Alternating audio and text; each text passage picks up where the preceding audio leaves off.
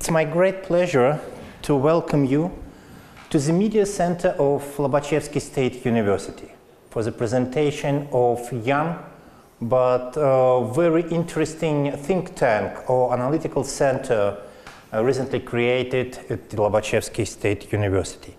We have two distinguished guests today, and it's my great pleasure to introduce Professor Marina Malkina. She is a head of the Center of Macro and Microeconomics, Lobachevsky State University, and our guest from Netherlands, Professor Riel, University of Radboud. And we are here today to talk about a new role of university in the world, and we have decided to talk today about global education and regional demands. What is the new agenda for universities? And this themes reflects our increasingly complex world, and with the emergence of new knowledge and the growth of importance of transnational challenges and new actors, it's really right time here at the university to talk about how we should meet all these new demands.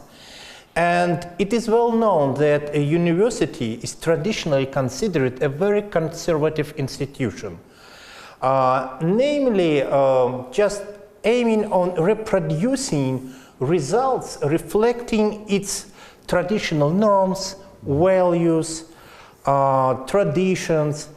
Do you believe that a modern university offers new, innovative ways of understanding society, its needs and its dreams? What do you think? Well, I personally believe, and I think this belief is shared by many of my colleagues, that universities are having an increasingly important role in preparing our young people for this very complex future. And I think in our teaching we try to introduce many new technologies and methods to help them become more critical of themselves, critical of society, critical of the things that were taken for granted in the past. So we believe that it is also the university's role not only to transfer knowledge and methods, but also to help our students be prepared for this well, rather complex and sometimes challenging world. What does it mean to be more critical?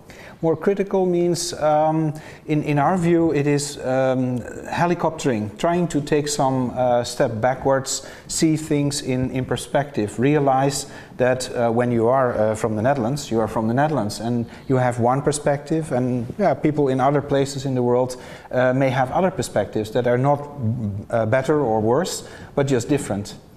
So we try to help them try to take some distance from their own obvious world. So, Marina, what do you think about Russian universities? Я согласна с профессором Рилом, что в будущем роль университетов будет усиливаться. I agree with Professor Van Riel that the role of universities will grow stronger in the future. This includes our Lobachevsky University. That is because universities are the integrators of knowledge from all the fields, political, economic and social area. The universities give the students and everyone else willing to study the opportunity to learn new approaches, new research methods, and learn about competing theories. Our students can use this type of knowledge in real life to be more competitive both on the national and international labor market. Yeah, there are many pessimistic scenarios, predictions. If you read articles in newspapers, if you hear experts anywhere in the United States, in European countries, in Russia, but it's really hard to live when you hear only bad news. Mm-hmm. So what do you think inside from academic community? What does it mean to be optimistic? What is the optimistic view living, working at the university?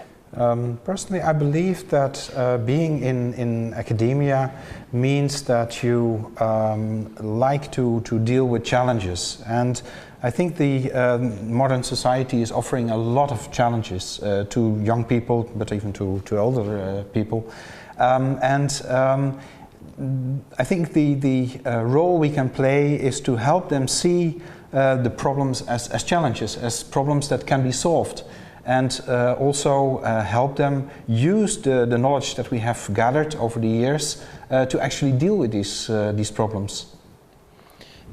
Any secrets from the Netherlands? How to do this? Just an example.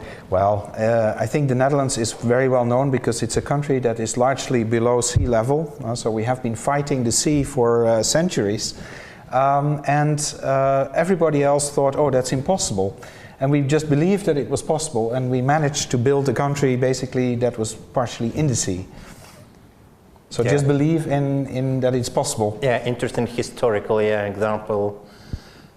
What's your opinion? What does it mean to be optimistic being inside Russian academia?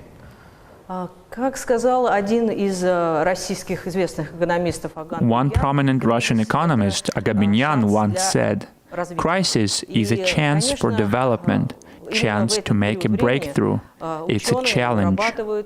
And of course, at this moment, academic community is developing new methods, new ways of perceiving this phenomenon. They try to explain why this happened and what are the reasons behind these negative trends. And they try to develop some sort of a positive approach to this phenomenon and ways to overcome this crisis. I believe that the society develops through crisis. So, what's your opinion about your colleagues who are in academia? Are they more optimistic or pessimistic? As far as I know, the younger people are generally more optimistic than the older people. Maybe just that's because age? A generation problem. Or, also maybe because younger people have seen a lot of changes from very close. And they have really lived these changes in their environment, technological changes, but also social changes, economic changes. And most children have now at least have one economic crisis, one financial crisis. So they have really lived through a very quick succession of crises. And they have noticed, okay, there is a crisis, we deal with it, and it will pass. And so they are, in a way, they are more resilient, I think, than the older people. This is what I observe in my surrounding. What do you think about Russian scholars? Are they? I believe that people in Russia are not so different from people in the Netherlands or from people in any other country. There are optimists and pessimists everywhere. People may be different in their emotions, in their perception of reality, in their levels of education or knowledge. And this all can affect their perception and attitude towards life. Yeah, it is important, I would agree with you what you are saying. It is important for young generation, for young people to see ways, what to do. Are there any institutions, are there any conditions to fulfill their dreams? In this case, I'd like to ask your opinion on what role universities do play in such a very complicated interactions between international institutions and local actors. Today we see that on the local level there are many institutions, actors, very active dealing with local and global problems. In this case, what do you think universities should do in such a very complicated interactions between international, global, and local actors? Well, maybe in the past we tried to simplify things too much. And I think what we see now in our educational system is that we try not to avoid the complexity. We try to allow the complexity in the classroom. We try to allow the complexity in the discussions. And I think it is very useful that we have mixed classes with international students, and they bring their own perspective, they bring their own views, and it makes the discussions very, very lively. And at the same time, these students, although they are coming from different places in the world, they are also friends. And that helps very much in sort of accepting different views, different perspectives. And I think the university can really be a place where people meet, people not only from different geographical locations, but also people from different scientific backgrounds. We also try to stimulate meetings between scientists from different disciplines and try to let them meet and discuss things. Maybe they start speaking different languages, but after a while they understand each other, and they sometimes very quickly agree that maybe they look from different perspectives, but they look at the same phenomenon. What makes you so optimistic? Because we all remember that multiculturalism started in the university. It did. And now many political leaders, European leaders, said that multiculturalism is dead. Anyway, it's not very efficient, or we cannot talk about success. What do you think that modern university is ready to complete the goals you just mentioned? I think maybe it's no longer multiculturalism, but sort of interculturalism that they could create, where indeed maybe we all have our own space and our own room for development. At the same time, also we know about each other, we understand, at least we try to understand these different lifestyles, ways of living. So we don't need necessarily to be in the same space, which is the multicultural society, but at least we understand each other, we visit each other, and we meet. Я полагаю, что есть две тенденции. Одна тенденция — это... I believe there are two main trends. First is to create international institutions which cover all the countries and nations. On the other hand, there is a trend for polycentrism, the trend to decentralize, to foster cross-fertilization of cultures, exchange of knowledge between different nations. And I believe that there are problems of the international kind, but there are also regional, municipal, and local problems. And it is ineffective to try and solve any particular, let's say, local problem using only international institutions. That's why we need some kind of combination of such institutions to target the problem in the most effective way. So, you're right, we are now witnessing the inefficiency of many international institutions, at least in dealing with some crisis, and the role of local institutions is really getting more important because it's closer to the people, and maybe the understanding what is happening is much better on the local level than on the global level. But at the same time, we are living in a globalized world, and this interdependence is reality, and we have to deal with this. And finally, we are talking about universities. We are involved in the activities associated with universities. In this case, some last general question. Traditionally, science was considered for scientists. Scientists were deeply involved in what they were doing, thinking, and not very open to the society. But changing the role of the university, we just mentioned this, and society is changing. And many experts now talk about science, that science should be more open to society, science for society.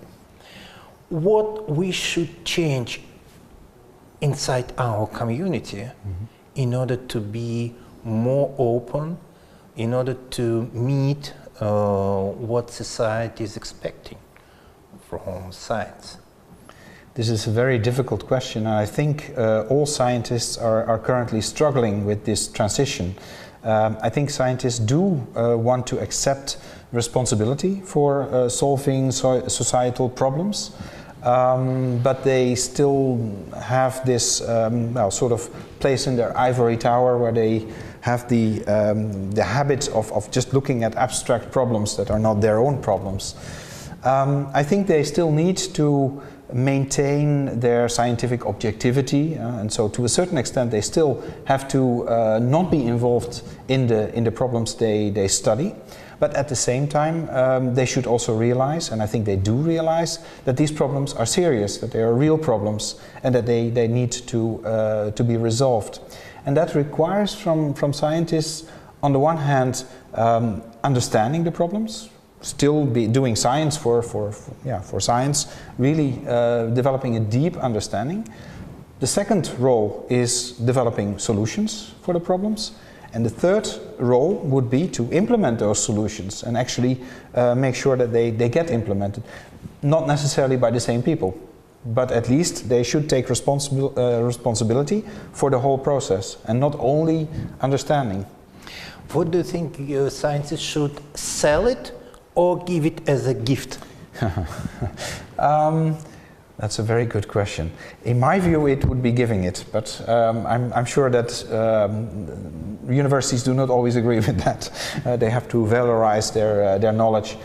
I think it's an interaction. If we give to society, society will give back to us.